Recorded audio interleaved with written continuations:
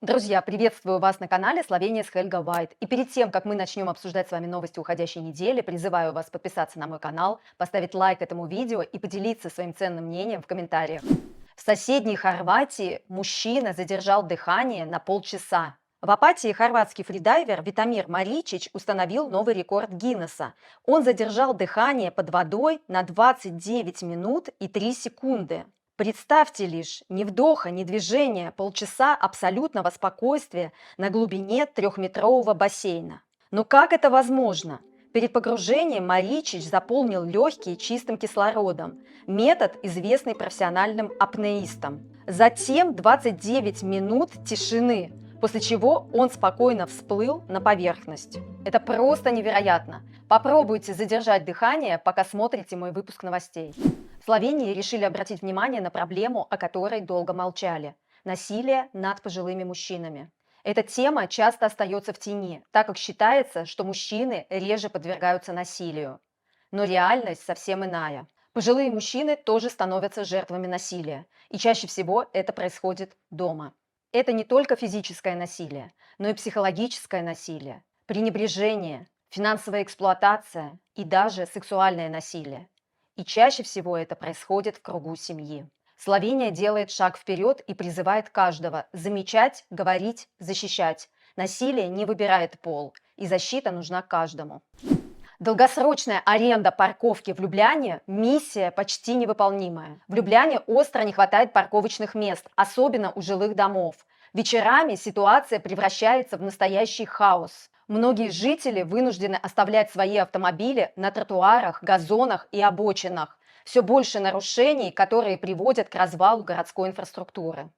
Власти подчеркивают, что парковка около дома – это не право, а привилегия, и предлагают своим гражданам арендовать парковочное место в городском подземном паркинге. Стоимость одного парковочного места составляет примерно 70 евро в месяц, но желающих настолько много, что очереди растягиваются на долгие годы. Многие граждане видят только один выход из этой ситуации – продать автомобиль и пересесть на общественный транспорт или велосипед. А вы были бы готовы отказаться от своего автомобиля и пересесть на общественный транспорт? Словенский международный аэропорт Берник, несмотря на усилия по расширению сети маршрутов, все еще не может достичь конкуренции по сравнению с другими балканскими аэропортами. С 4 ноября 2025 года Берник запускает новые прямые рейсы. EasyJet начнет полеты в Манчестер дважды в неделю, а Air Baltic на Гран-Канарию по пятницам.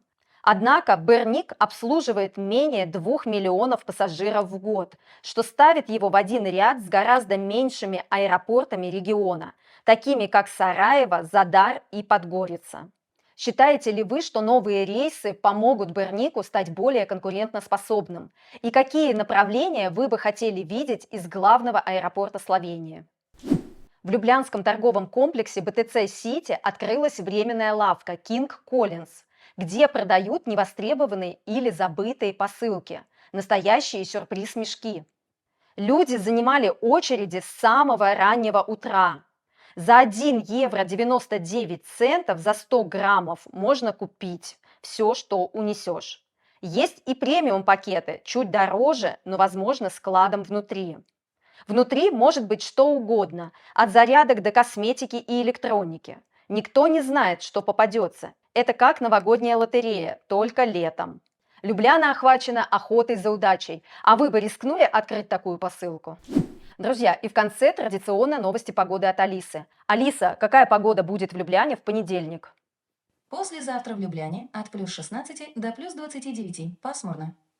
Спасибо, Алиса. Обожаю это слово. Повторите его еще раз, пожалуйста. На этом мои новости подошли к концу. Можете спокойно выдохнуть, подписаться на канал, поставить лайк и поделиться своим ценным мнением в комментариях. Пока-пока, до новых встреч!